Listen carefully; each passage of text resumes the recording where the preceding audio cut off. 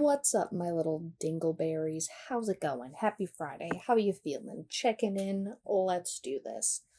Realistically, what's up? Um, I am going to mentally check in on myself at this moment just to make conversation. First off, I've been having the weirdest dreams. I don't even know why. For one, it was about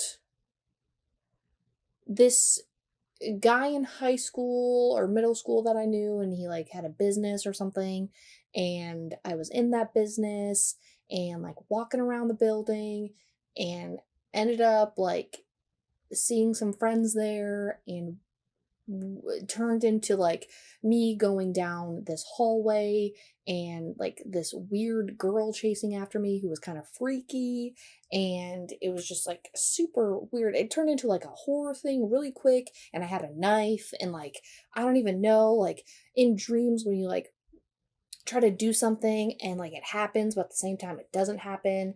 So then it morphed into like talking about my biological mother, and then being like, "Oh, do you want to see her?" And like I still had this knife and I was going to stab, the my biological mother, who was all of a sudden like a spider. Like she never showed her human form. She was just like in this pit as a spider. And yeah, and then I woke up and that was my dream. You guys ever get that? Like I have the most vivid, weirdest dreams, and I know some people don't like dream very often, and I don't know if it's because like either you're getting high or smoking weed or like whatever. I don't know. I've always had vivid dreams. They freak me out. Sometimes they mean things, but I don't think that that particular scene of my biological mother being a spider in a pit, and I'm talking like a giant spider, a giant white spider that I stabbed, and like it didn't even work. And then I woke up. So, yeah. But as for my, everything else, checking in, I feel pretty good. I hate the cold. Said this multiple times. I absolutely hate when it snows. I hate wearing layers, onions and layers. Can't do a Shrek impression. Totally on me. Yeah, but I figured moving to Kansas, I wouldn't have to wear like thicker clothing. I was wrong. That's wrong. But they have like a few inches of snow right now in Michigan, so a win is a win. I guess I should say. I'll take it. As for life, I scheduled another tattoo. I'm thinking of getting a tulip behind my ear, or a couple tulips, which I should probably tell my tattoo artist about that, in case he draws up whatever. What else? I don't know. I'm starting making a decent paycheck, so I'm happy about that, and life feels pretty good. I'm going to look into getting another gym membership because I had to cancel my Edge one. I'm pretty sure I said that in a previous episode, and I really miss it. Because you can only run outside for so long, and it just pisses me off because it's been cold the past couple of days and I haven't been able to run and do my exercises. I also have weights at home, but I don't know if you're like me where I don't like carpet. I hate carpet, to be honest with you. I'd rather have like a rug. What's the difference? A rug, like you can take a rug off the floor and it shows like, I don't know, nice tile or wood, and it's fine. It's just like a little accent. I don't like working out on carpet, and that's what I have to do if I want to do weights in the house, is work out in the bedroom with carpet. And it's just gross and it's weird, and I get all sweaty, and then it's touching me, and then there's like dog hair on the floor too. Like that's another thing about carpet, is dog hair gets in that fucking bitch so deep down in the cracks. I just can't do it. And then I just feel even more gross and more disgusting, and oh, just get a yoga mat. Listen, it's just the principle of like, I do not like working out at home on the carpet. Yeah, it's just, I don't like it. But I do miss going to the gym. I do miss working out, and doing my bone broth detox. So I'm starting to generate some income, and I'll be able to, grocery shop and get that shit all together. So I'm really happy about that. I just feel pretty good about life. And my new rule for 2026 is that I will not have any expectations for life. And that's how I'll be doing things from now on, is like my best friend says, or one of my best friends says, do not have expectations, because you will be disappointed. And when you don't have any expectations, you can't get upset because, you don't have any expectations. So I'm going to take that as a rule of thumb and not have any plans for this year. I will have goals. Goals are different. Just, so I do have goals that I want to hit, and I don't know. I'm trying to think if I want to share those goals or not. But I did post on my YouTube channel how to make a vision board, so we could do that. I could explain. Like, I really want to travel this year. I really want to, get better at podcasting and do all that. I want to have my own place with my girlfriend. I want to be able to redo my wardrobe and have a great paying job with insurance and everything else, adult life. What else? I want the body that I want, my dream body. Eating healthy, doing all that. Make new friends for sure in my new home. Which I know making friends in your 20s is like kind of difficult, and I know how to do it and go about it because I've had to do it multiple times. It's just the fact of having money to go out and do those things, but I'm also not drinking as much. Let's be honest, I barely drank before. But I'm not going out to the bars and dancing and doing all of this as much as I used to. And, my schedule being crazy, working full time and probably not gonna have weekends really to do much of anything. But yeah. So what else? I think that's kind of it. I'm not gonna lie. I wonder if I could pull up my collage that I have. I want to read more. I want to paint more. I want to learn how to dance. I really love dancing, and I want to have a garden. And just be the boss bitch energy influencer, debt free with a good credit score. That's basically it. Is that too much to ask? No, not even slightly. But we are gonna dive into the topic for this episode. Are you a little self-sabotager? Do you self-sabotage? We're going to talk about it because I would bet some good fucking money that you do or have self-sabotaged a few times in your life. Now, if you don't know what it is, I'm going to tell you. We're going to talk about it and how to break the cycle. Because I have self-sabotaged so many times in my life, it's ridiculous. First being, to dive in, self-sabotage is basically the whole point of building walls, because people are too scared to be vulnerable.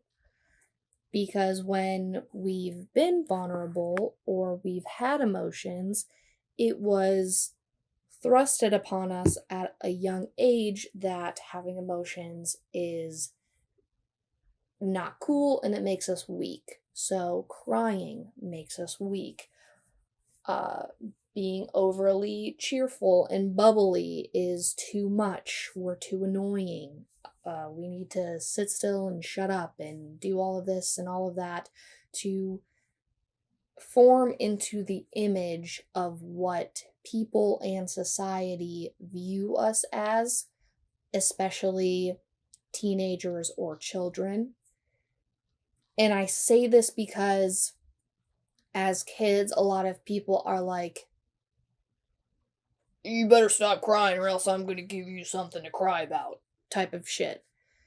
Or as a teenager, there's a lot of pressure on us to be perfect in a way of like getting perfect grades, being good at school, um, having a hobby, doing all of this positive stuff, like really getting into um, just fields and sports and hobbies and whatever. And we're not allowed to be moody, or teenagers are not allowed to be moody and have all of these emotions. And when you get to that point in time where adults are telling us, or them, you need to stop being so damn emotional, which is what I got all the time. Stop being so goddamn emotional.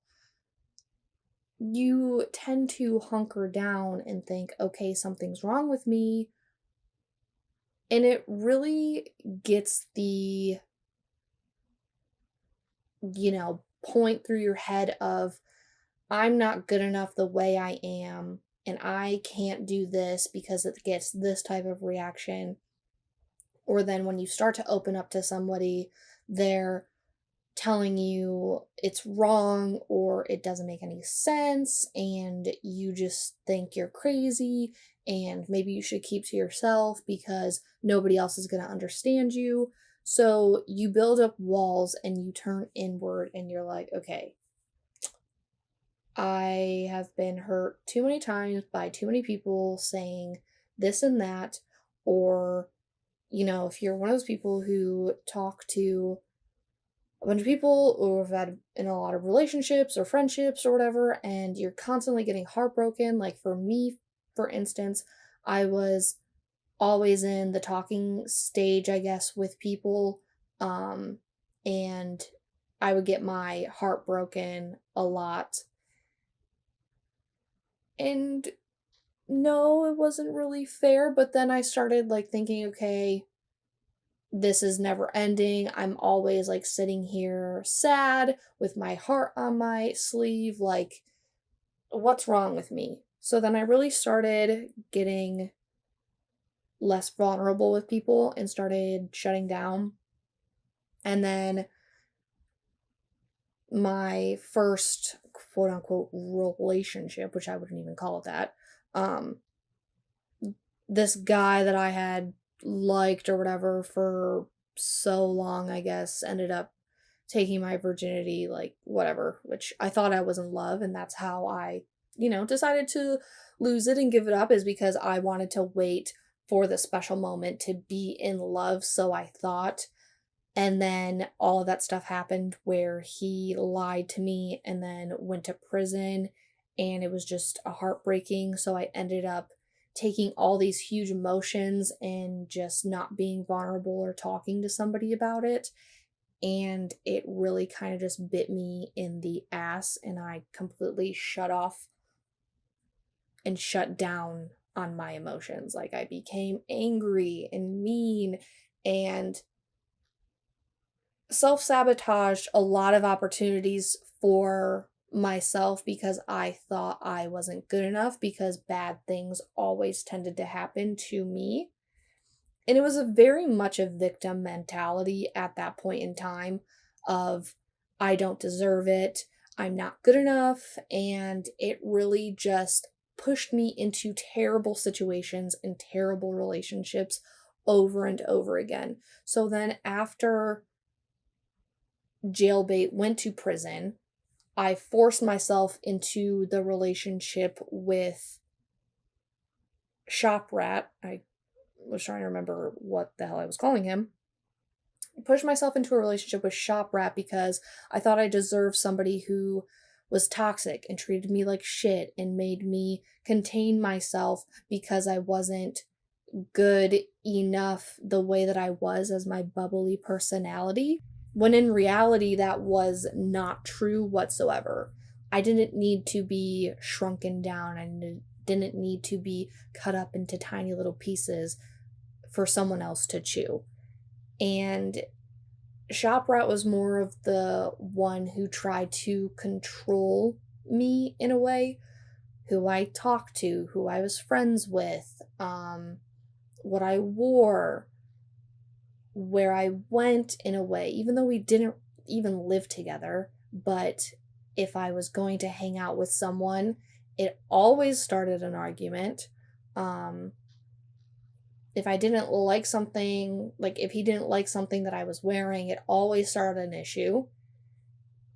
If I didn't hang out with him, always started an issue. If I went to go hang out with like a certain friend, always started an issue. Like it was argument after argument after argument of me fighting back and then him just whatever, which is why the relationship didn't really last long. And it got to the point where he was telling me like who I can and cannot be friends with, to the point where like there was this one girl who I went to high school with, let's just call her Belle. Her and I stopped being friends for a minute, and then Belle texted me out of the blue and we became friends again. And she was getting her own apartment with her boyfriend and his roommate, and it was like cool. And I was having a great time. And then one time I made a joke of, oh, I really need to make like a calendar of who I need to hang out with on what day. And it was supposed to be a joke, but then she took it as, if you're going to let a man control you like this, I don't want to be friends with you anymore. So then she stopped being friends with me. And then almost a year-ish later, she texted me out of the blue and was like, hey, I really miss you. I'm really sorry for how I reacted last year. I shouldn't have reacted like that. I would really love it if we could hang out again and be friends. And I was like, oh my God, Belle texted me, like, this is amazing, because him and I were together at a fair and he saw that she was texting me and he was like, you're really gonna do this again or be friends with her after she broke your heart? Like, I really don't want you to be friends with her again. Which, the heartbreak part, sure, yeah. Him being like, I don't want you to be friends with her, probably because she pointed out the fact that he was not a good guy. So then the next day, because I'm pretty sure it was like a Saturday or a Sunday. Saturday night, she texted me. Sunday, him and I argued the whole entire time. And another factor that ended the relationship was he wanted to go to a boat race and wanted me to spend like $40 or $60 to go with him to a boat race in Ohio. And I was like, no, I want to go to this fair. Like, I look forward to it every year. I really want to go. And I'm not sleeping in a car this whole weekend while you do a boat race. Like, I don't want to do that. And he was like, well, I can't afford getting us a hotel and I really want to go to this boat race. And I was like, okay, but I don't. If you want to go, that's totally fine. And then I ended up bringing like $40 to the fair to get like food or merch, and he ended up getting so mad and he was like, you said you didn't want to spend like this money, or like that this $40 is all we needed in order for us to go to this boat race thing, and you could have used that so that way we could have gone and I could have done this. And I was like, I'm not spending my money to go to a boat race, one, where I'm sleeping in a car in the middle of the fucking summer, and two, at a boat race of something that I don't want to be at. Like, not to mention, I brought up like our 1 year anniversary at one point, and he was like, yeah, I don't know if I could do that because I'll probably be boat racing. Like, not even compromising or working around it, which, hindsight, totally fine. Um, so it was just layered on top of it. And then Sunday, he ended up buying a drone. So I wasn't just mad for nothing. He was like bitching about me not wanting to spend my own money that I worked for, saying he didn't have any money, but then turns around and buys a fucking drone. So very hypocritical part of that, and I was like, that's weird. And then not to mention the whole friend thing with Belle having an issue, and then I ended up telling my mom, and she was like, you need to break up with this kid. Like, he is not it. And my mom, like, telling my mom, definitely the whole thing of, oh, when you tell your mom something about somebody, like, that's it, it's game over. That was this in this situation for sure. So then Belle ends up texting me, and she was like, same thing, like, oh, like, I don't want to start any issues with you and your relationship, like, this is ridiculous, to the point where I ended up texting him breaking up with him because I knew for a fact that he would fucking bother me or chase me down if I broke up with him in person. So I couldn't do it. I fully believe that if you cannot safely break up with somebody and have them leave you alone and respected, break up with them over text. Like, I'm fully on board with that idea. So when she ended up texting me that, I had already broken up with him, and then I texted her after she was like, if you're gonna do this, blah blah blah. I was like, yeah, that's why I broke up with him. And she was like, wait, for real? And I was like, yeah, can I come over after work? Because he knows where I live, and I really just don't want to run into him. And she was like, yeah. So we ended up hanging out that evening, and he didn't show up at my apartment, but he ended up showing up to my apartment a couple days later while I was home, banging on the door, to the point where I literally had to call my mom and be like, hey, so and so is here. Can you please come and, like, get this dumbass, like, away from me? Because I really don't feel like dying today and having him come into my apartment and start some shit. But I was only in that relationship because I thought that I deserved to be treated like shit. And then I didn't even give myself time to breathe or think about stuff that I wanted. I immediately jumped into another relationship. Like, when I tell you that my mind and whatever was on autopilot for my last two previous relationships for the past 4 years, I fully fucking believe that. Because if I would have taken time to myself, not probably. I would definitely have realized that I was more into masculine women than actually dating losers who acted like fucking pussies. Did you date women? Yeah, they just had penises. For sure. I felt more masculine than both of my previous relationship with Pugsley and Shop Rat. No joke.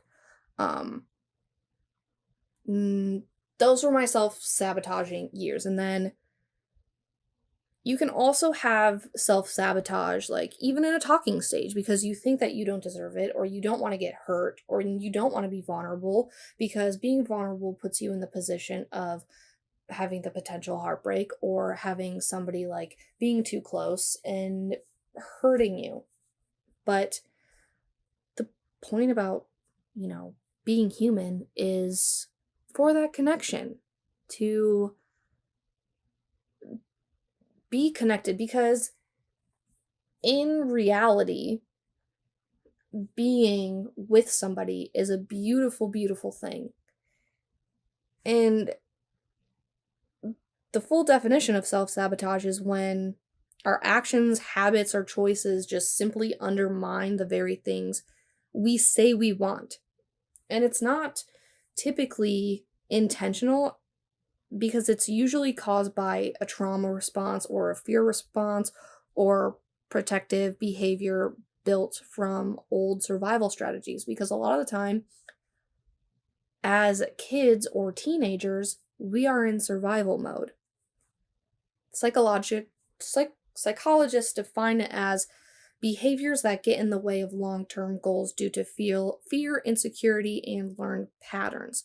So, real examples of this, especially in relationships, picking emotionally unavailable partners, starting fights when things feel too good, avoiding vulnerability or shutting down, and testing people to see if they'll stay. So, a lot of those, like acting super crazy and being super, not even super weird, just like over the top crazy, starting fights and seeing if they'll back down or stay or whatever, like that's self-sabotage. Thinking it's too good and waiting for the other shoe to drop, self-sabotage. I did that with my girlfriend and I at the beginning of our relationship, and I told her multiple times, I'm like, I'm really nervous about this. I'm scared. I'm scared to be vulnerable.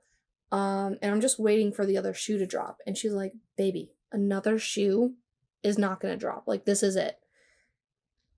And making those things known in relationships or in those talking stages, I think really helps too, because it gives it less power. You know what I mean?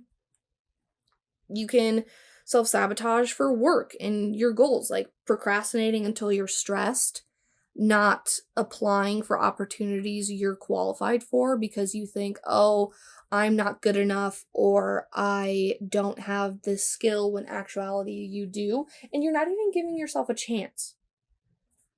Another way is like overcommitting, burning out, and then quitting. So this happens to me a lot is not even that. It's just like I procrastinate and I overcommit myself to things because I always want to feel busy. Because when I was younger, I got called lazy a lot, and I think I do that in order to prove to myself that I'm not lazy, but then I get so fucking just unmotivated to do said thing, and I burn out, like I did with this podcast in the beginning. Not to mention the whole perfection thing, and which turns into paralysis, which turns into nothing gets done. And it's so fucking annoying, I swear to God.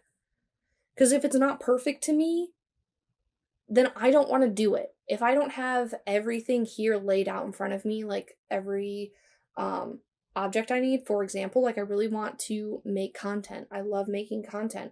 I want to vlog and have a video camera, but I think to myself, oh my God, I need to spend like $600 on this vlogging camera when in reality, I just need to do it. And the whole quote of, don't make it perfect, just make it exist, happens to me. Like, I have to remind myself that all the fucking time. But I've been getting better. So everything for this podcast, I have a theme going. I'm like showing you who I really am through my artwork, through my posts, what I feel is in my soul as to my aesthetic, and I'm showing that because I finally started a podcast before and it didn't go like I planned. I felt like I was putting my image towards what other people wanted instead of doing what I wanted, if that makes sense. So the perfectionism really got to me, and I felt like I was doing a terrible job. Which goes into our personal growth aspect, overthinking decisions until you do nothing. So I will just sit here and overthink all of the shit that I do instead of just telling myself, okay, just do it. Which is why it took me so long to restart the new podcast of don't overthink it, just do it. You have ghosting routines when you're making progress, or numbing with food, scrolling, or spending money. A lot of the time, I think I would also self-sabotage myself with money and shopping. But I think I was using shopping as a way to fill the void that was there. Like, I was lonely and heartbroken. Like, I shopped, and I wouldn't necessarily call it a shopping addiction, but it was going to get to that point of a shopping addiction. And then, not to mention the constant, like, saying, I'll start tomorrow every day, which a lot of people do that. I'll start that project tomorrow. I'll start working out tomorrow. I'll start doing this tomorrow. Oh, I'll start eating healthier tomorrow. You're self-sabotaging yourself when you say that. Another with mental habits of self-sabotaging is downplaying your achievements, which I do this all the fucking time. Like, I got my bachelor's degree and I was like, okay, now it's done. It's over with.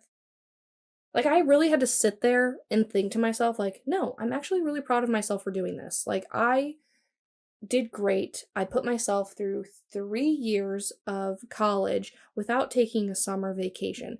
This year was my first summer vacation that I've had in the last 3 or 4 years, which is shocking. Like, I just went back to back to back to school so I could just get it over and done with. But then I sat here after I got my bachelor's degree and I was like, well, and you know what I did after I got my fucking, like, I walked that stage? I went to work. Just went to work. I was like, yeah, this is it. Great. Another way that we self sabotage with our mental habits is always expecting the worst and self criticism as a default setting. Like, when I think of self criticism, I always hear my dad's voice in the back of my head saying something along the lines of, you think too highly of yourself. Like, having a podcast, there have been moments where I think of his voice in the back of my head saying, you really think you're that interesting enough to start a podcast?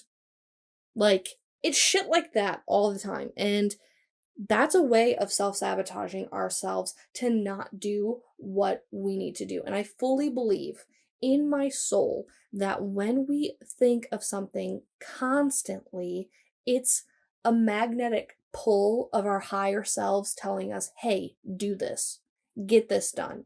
You can do this. That's why you're thinking about it. That's why you have the itch to do it. It's kind of like a mental craving of, like, I need to do this because maybe that's your soul's calling. Why do we self-sabotage? Like, familiarity feels safer than growth. Like, even if the pattern is toxic, our brains just prefer the known discomfort over unknown possibility because new feels dangerous to our nervous system. And for some reason, we think failure equals shame and success equals pressure, expectations, or what if I lose it? So we avoid both. And my mom, I don't know if I've said this before, like, she gave each of us kids, like me, my younger sister, and my baby brother, quotes. Mine was always, what if I fail? And then at the bottom it goes, but what if you fly? And it's always the counteracting of, what if this doesn't work out? Okay, but what if it does? Did you ever think about that? No, because you're probably thinking about your self sabotage and trying to avoid it because you fear failure, because you think it's shameful. Failure is not shameful, and it should not be. And we shouldn't make it such because that's how we learn. And I know people are going to use the example of, like, oh, Thomas Edison made 100 light bulbs, blah, blah, blah, blah, and it took him 100 light bulbs to get electricity, like, yada, yada, garbage, whatever. I don't want to stick to that cliche because there are so many people in this world who have tried to make a difference several times, had to start over in order to get it just right. Every time. The amount of people that have gone bankrupt or who had to close shop or had to start a project over or something didn't work out because it was meant to take them in a different direction to better it. Because think about it this way. And I'm going to make this the simplest thing that we can say. You're making a chocolate cake for the first time, okay? Maybe pancakes, whatever you want to choose. You're making something for the first time, and you're like, this didn't come out as good as I thought it would. So then you either have two options. You either quit because you're like, first time I did it, kind of fucking sucked. Or you go, you know what? First time I did it, kind of fucking sucked. So I'm going to do it better and I'm going to do it a second time to see if I missed anything or add my own spin on it. And it actually turns out better than you fucking think. So each time you make this said recipe, cake, pancakes, whatever, it turns out better each fucking time you make it. That's the concept of life, of what I'm talking about. And fear of failure is ridiculous, but it's totally natural. It's totally normal. And I'm not saying, oh, you're ridiculous for being scared to fail. No. The logical, smart people are scared to fail because we want to succeed. But it's the difference of doing it over and over and over again to make ourselves better and to make our projects or products or mental state or personal growth or relationships better. Because what is life without growth, without making something better? You know what I mean? Where does self-sabotage come from? A lot of the time it could come from childhood or previous relationships. So, like avoidant tendencies, you sabotage closeness. With anxious, you sabotage through clinginess and conflict. Disorganization, you push pull with people and it's a cycle. You have low self-worth. If you don't believe you deserve good things, you'll subconsciously destroy them. And you have that internalized criticism. So if you grow up with criticism, you become your own critic and you sabotage to match your internal narrative. Like I said before with my dad, I'm not enough, I always mess up. You get emotionally overwhelmed. If you never learned emotional regulation, your body reacts before your logic kicks in. And some people use the logic of, I ruin things before they can ruin me, or I push people away so I don't get hurt first, or when things go well, I panic, or I don't trust good things so I make them go bad. Even if you don't think you do it on purpose, there's that subconscious of, oh, I started this argument for no reason because I'm insecure about something good happening in this relationship. But how do we notice the signs? And there's always like consistent patterns with our behaviors, right? So early signs, you get anxious when things are stable. You wait for the other shoe to drop, like I talked about. You feel bored when things aren't chaotic because you're so used to toxicity. Sorry, I hit the mic. You're so used to somebody being controlling or toxic or just starting shit for no reason. So you get addicted to chaos because it becomes more predictable than somebody who's healthy, whereas healthy is unpredictable to you because you're not used to it. Or you talk yourself out of opportunities. You minimize your accomplishments. You feel uncomfortable receiving love or kindness. The emotional signs are typically you panic when things feel good. You are confused about why you act the way you do. You feel unworthy. Feeling like good things are temporary and feeling unsafe during peace because you don't know what peace is. And you're like, whoa, this is weird. I don't know if you guys hear that. What the fuck? I think there are a bunch of coyotes eating a rabbit outside. Anyway, moving on. For behavior signs, you're overthinking everything, you're avoidant, you procrastinate, you're picking fights, you're overindulging to escape, such as food, shopping, scrolling, and you're isolating yourself suddenly. Like, those people that are scared to fall in love typically isolate themselves. They barely respond. They shut down, like, oh, how was your day? Good, how was yours? And they just make that stupid little small talk, and you're like, okay, this is interesting. Thanks for the conversation. Good talk. People will do that because either one, they're not interested, or two, they are self sabotaging themselves because they think something's too good to be true. How do we break the cycle? And these come heavily recommended by therapists, psychologists, and other people who have gone through it. So the first one is name the pattern in real time, the pause technique. When you feel the urge to satisfy, you have to pause and name it. This is fear, This is my avoidance side. This is old trauma trying to protect me.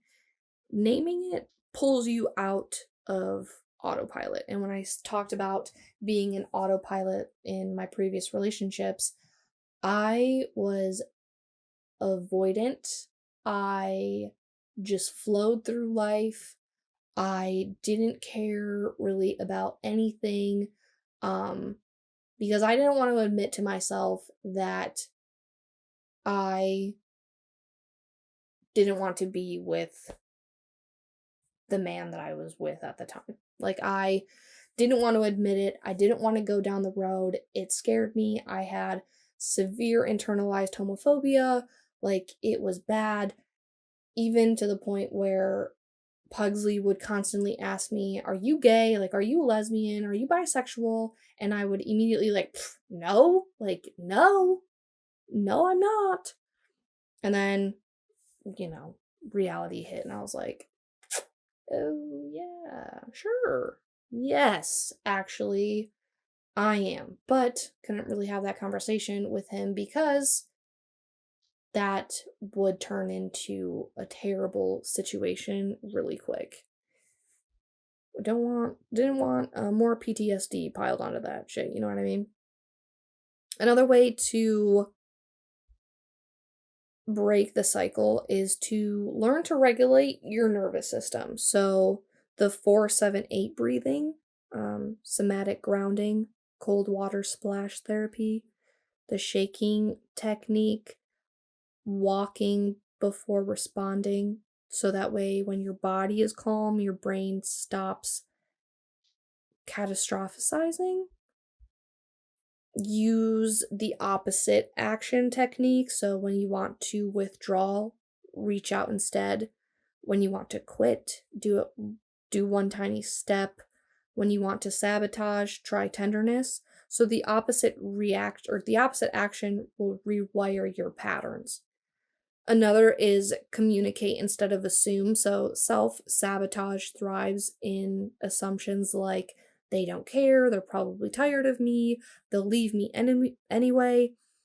So you just try, can I check something with you? I'm feeling triggered. This feels new to me and I'm scared. Along with setting boundaries with yourself, not just with people, setting those boundaries with yourself, not just with people, but internally as well. And those examples of, I'm not allowed to answer texts when I'm triggered, or I can't make big decisions when I'm burnt out, or no doom scrolling before bed, to really get you back into that mental state. I do think that not making big decisions or texting back during those times of feeling triggered are super beneficial, because our emotions in those times are temporary. So my therapist at one point talked about how all emotions are like a big wave. So if you imagine a huge wave going up into the air and you see the white caps on top of the wave, that's your highest peak of emotion. There's a fucking mouse in my room. Oh my fucking god. It just went under the door. Okay, anyway, moving on. Um Peak wave. That's the top of your emotion. And then you're going to ride that emotion out until that wave gets to the shore and flattens out. That's when you've completely just went through that full emotion as quickly as your body will let you. Because if we look at waves, they go by pretty quickly. Emotions are the same way. They come and they go. And you don't want to do anything in those moments that can ruin it. Even though you say you don't want to ruin it, subconsciously you're going to be like, oh, I'm fucking ruining this. So if you mean what you say by saying, I actually want something real, I want this to work, I want to finish this project, I want to do this, do these steps. you have to reverse engineer your sabotage pattern. So ask yourself, before I sabotage, what usually happens? You know, look for your emotions, your thoughts, your physical reactions. This creates a map for your triggers. And then you have to rebuild your self worth using evidence based tools. Therapy exercises like I am reframing statements, self compassion journaling, inner child dialogue, core belief worksheets. What would I tell a friend method? So imagine yourself as your friend going through the same thing you're going through. What would you say to your friend?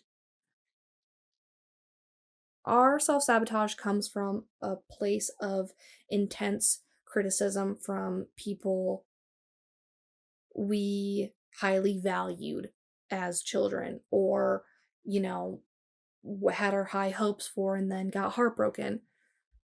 You have to start small. You have to practice safe vulnerability.